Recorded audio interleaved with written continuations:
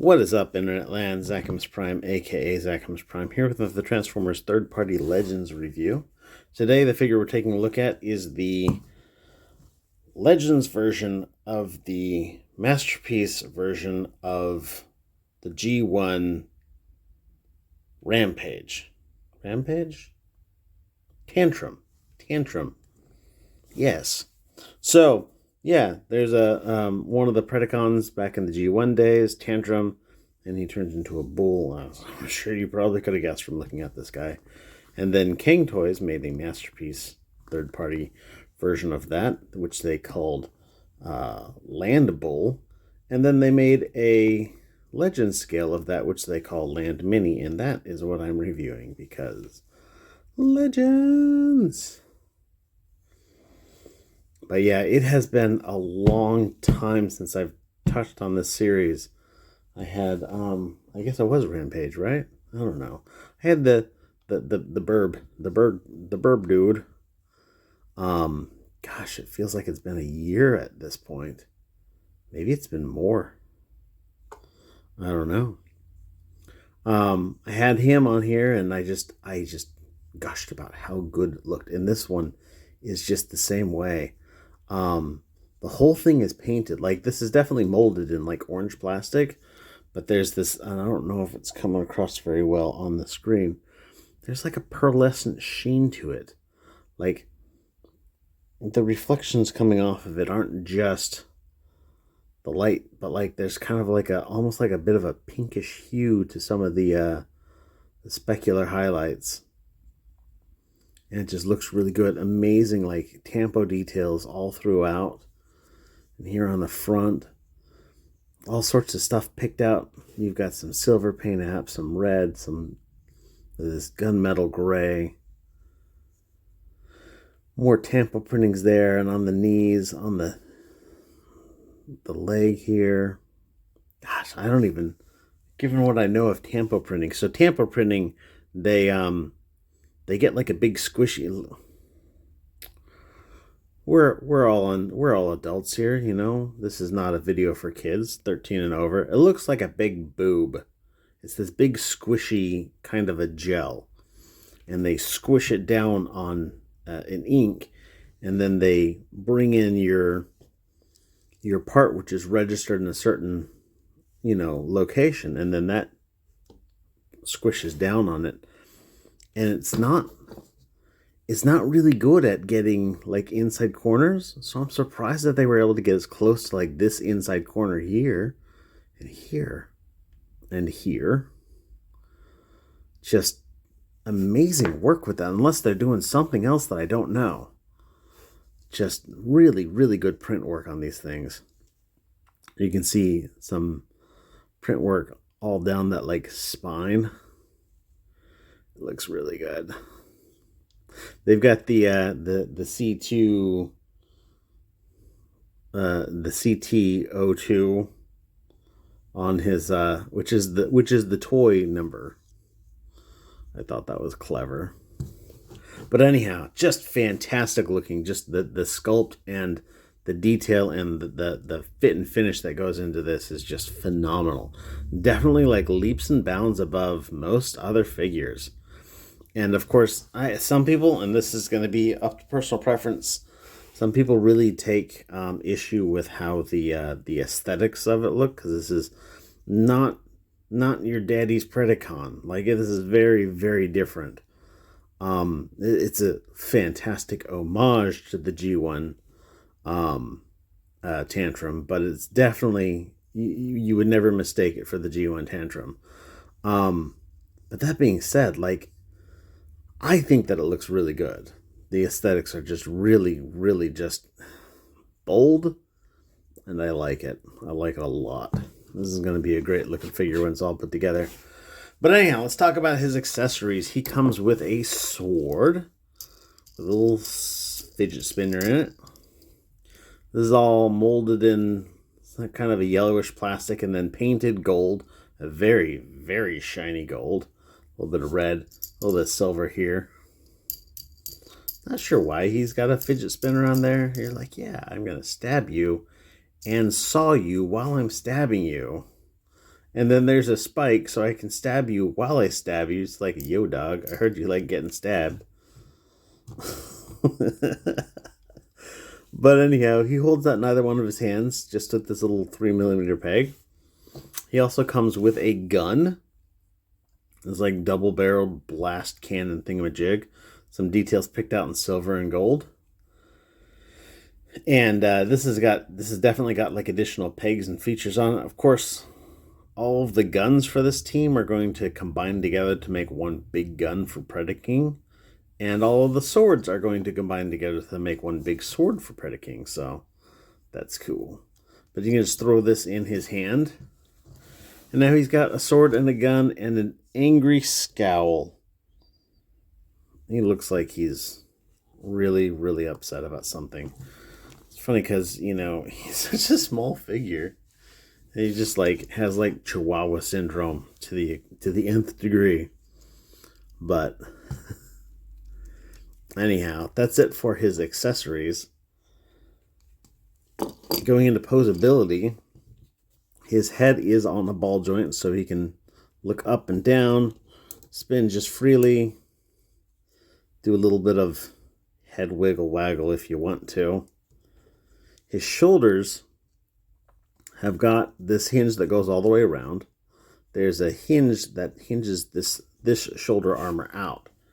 And then you've got your hinge that this comes out on, but that's actually on a double hinge. Like drops down a little bit.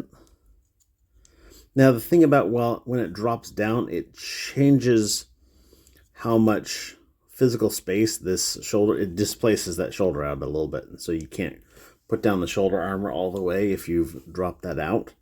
In fact, pushing this all the way in is one of the steps in the transformation, so you can get this all lined up properly. But it will go all the way out for the full tree pose. He's got a bicep swivel. Oh, he does have this transformation joint, which you can turn into a little bit of a reverse butterfly joint, but it completely breaks the sculpt. So I'll leave that to you to decide how you feel about that. He's got a bicep joint here. He's got a double jointed elbow for a full range of motion. He's got a wrist swivel. Now his wrist swivel seems to be slightly constricted, and I'm not sure. I don't see anything in the wrist socket that constricts it, so I think it might just be a little bit of, as I rotate this, I can see a tiny bit of flash in that mushroom peg in there. But we'll forgive that. It's just silver there. It looks so nice. He's got a waist joint. Front skirt armors can move up out of the way. His leg will go that far forward, that far back. Well, there is a drop down hip joint. If you drop that down, it'll go that far forward, that far back. And then go out for, it'll do the full, its leg will go most of the way out, but that's not the same as a true Van Damme, because you have to do funny stuff with this drop down hip to do it that way. If you bring both of these hips all the way up, then they'll go out about that far. But you'd want to bring them down for maximum swinging forward and back. He's got a thigh cut right here, allowing for some thigh rotation. It's technically a single bend, but it's really kind of like a double bend. So he's got a knee joint here that goes about that far, which is not much. But then you can utilize this transformation joint, which doesn't look bad when you utilize it. So I'm going to count that as a full knee bend. And that's what it looks like from the front. So it doesn't even break the sculpt that badly. You can move his little knee part around if you want to cover things up a little bit. But I kind of like it spiked out like that. Now for his ankle is a little bit complicated, because you've got this heel here, which is attached with a ball joint to this part, which is attached with a hinge, which is attached with a ball joint to the rest of his foot, and then the toe is on there with a hinge. But the rest of the foot is attached through a hinge here and then another hinge back here, but this is mostly for transformation. So he does have quite a bit of rock back and forth, and you can get a lot of like forward tilt on there as well, but like you can't really get this to be like flat. Like that's technically as flat as you go. It's just got this like weird kind of zigzag line to it. It poses just fine. It's just when you sit there and look at it and think about it, it looks weird. But in practice, it works out really well. But yeah, that's it for transformation. Or sorry, for posability. Let's talk about his transformation.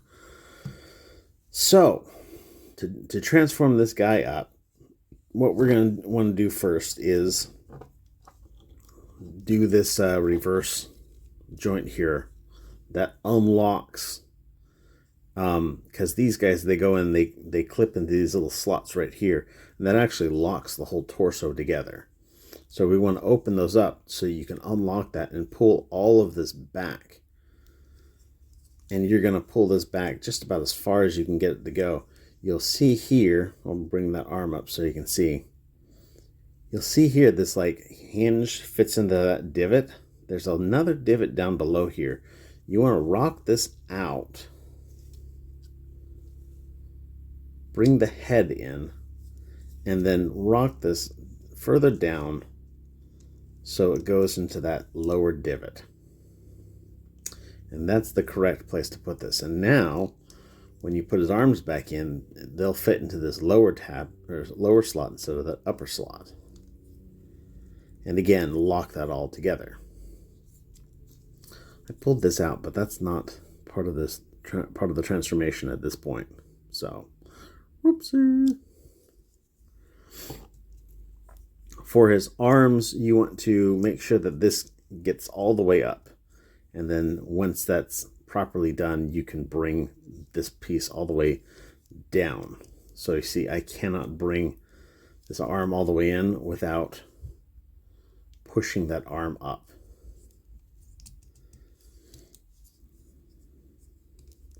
Now for his forearm here, you can take this and flip this little flap out.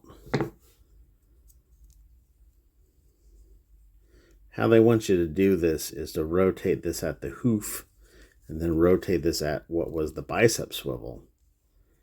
And now you've got him like so. I personally, I don't know. I kind of don't like this because, well, I mean, it shows the fist. You can turn the fist. Let me bring this out again. Let me rotate this in so I can bring that out again. Let me open this up, rotate this around so I can bring this out again. You can rotate this fist 90 degrees that way so that when you have this in, it hides the hand. And that's the way they want you to do it, but I personally don't really like it that way. This other leg, I'll just fold the hand in.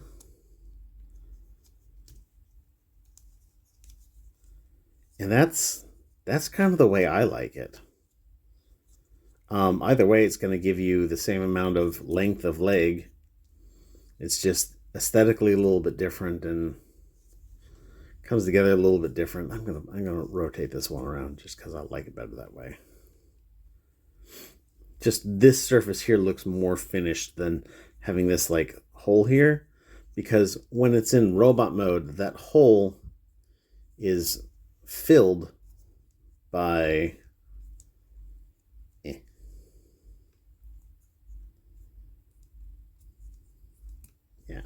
that hole is filled by this hoof.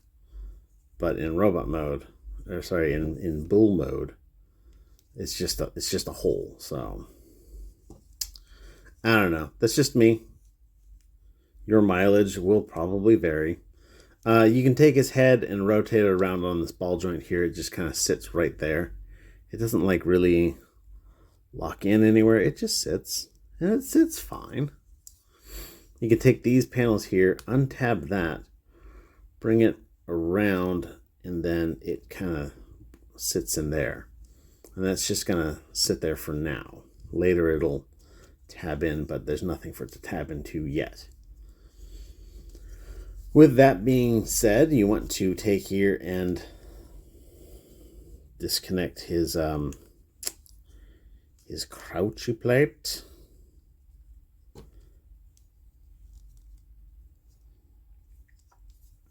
And this will fold out, and then his tail will fold out of that.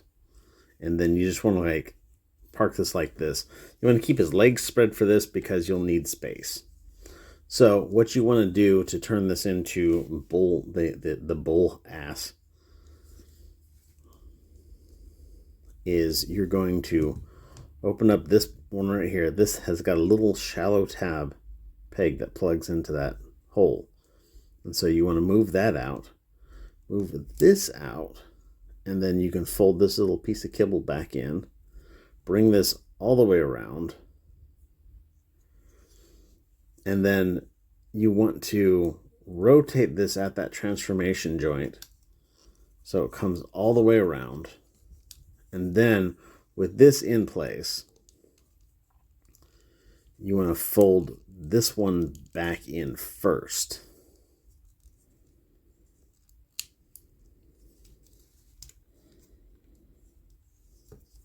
And then this guy here comes in to tab back into that little spot. You're going to take, and there's a rotation right here. You're going to rotate it at that point right there. And then that's basically it right there. Fold the toe up. That forms, and this folds onto his butt. And get that skirt armor out of the way. And so that's one of his legs all done. You can take then this little guy here. There's that tab that'll fit into a little slot in there. I don't know if you can see that. I don't know if you can see it that way either. There's a little slot in there. You can see it in hand. It's not going to like lock in. That's just kind of like this is where it sits. And that's one leg all done. Let's do the other one real quick. So we're going to open up this panel right here.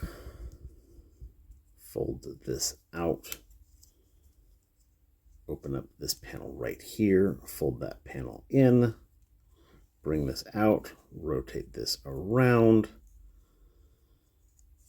Bring this all the way around.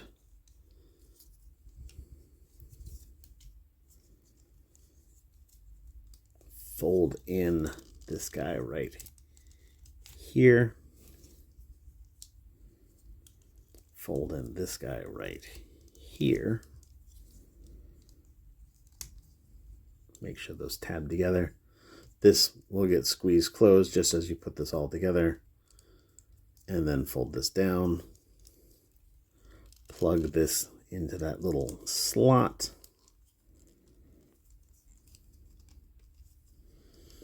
And then last but not least, you've got two little tabs in between these silver parts here. Those are going to squish in together. And then you'll see that there's these empty slots. They looked like vents earlier, but you can now see that they're slots. These tabs right here are going to fit into those slots, just like that.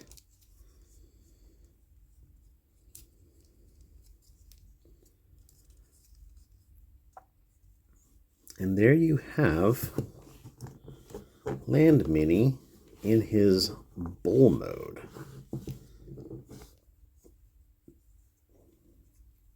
And he just looks good. Looks like a robo bull, you know? They did cover everything up pretty well. I like how the legs basically turn inside out to turn from robot mode to bull mode. These nice little panels like help to cover up that midsection really well. There's not a whole lot of gappiness to it. There's no like visible head syndrome. You don't see a lot of like, I mean, it's not exactly a smooth sculpt down here, but You're not seeing a lot of like really obvious, robot parts in there. It's very nicely done.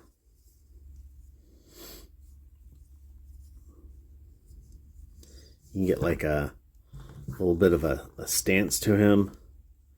And he just looks mad. But anyhow, in terms of posability, his head is on a ball joint. At this point, there's not a whole lot of, like, it'll move left and right a little bit. It'll move up and down a little bit. It'll rotate as much as you want it to. These horns are made out of a clear plastic, so maybe be a little bit wary of that. They don't seem brittle to me, but I would be wary of that. You know how clear plastic is. His mouth will open.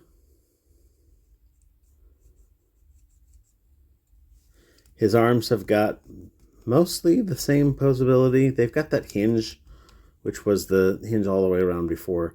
There's this guy here, but it doesn't do anything. It's weird. It's fine, though. You can swivel it out, in and out, bend the knee, same bend as before. You've got a ball joint now with this little hoof, which is great for if you want to have him have like a wide stance. His hooves can still touch the ground. So his back legs have got a hinge here, and then a hinge joint here, a hinge joint here, and then a ball joint here. But that being said, this hinge joint, it moves that much, which is really all that you need. That covers most of it right there. This will get your in and out. This hinge joint right here is not. This is not one that you're going to rely on for posability. But this ball joint really works wonders for getting the stances right. And then on his tail, he's got a little hinge joint and a little hinge joint. And his tail looks like a knife. It's cute.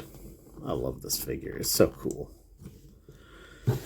You can store a weapon on his back. Take your pick. You can either store his gun, which has got this little notch here. This little notch here specifically for that tab so that it doesn't get in the way when you plug it in. So he can hold a gun on his back. Or if you want, you can put on... Can you put on this? I don't think you can. You can store his gun on his back. The sword will have to be stored elsewhere. And there he is. He looks great. He looks great. Color scheme still pops. Orange and red and silver. Yeah, it just looks really good.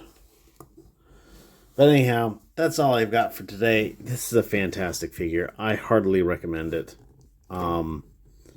If for whatever reason, I would say if you really like the look of this King Toys Predaking and you feel like the Masterpiece Scale ones are maybe a bit too pricey, go with these Legends ones. They have got a similar visual kick for a much cheaper price. And the availability on them has actually been pretty dang good too. So anyhow, that's it. If you guys have watched all the way to the end, you are fantastic. And as always, stay awesome and be good to each other. I will catch you on the flip side. See ya.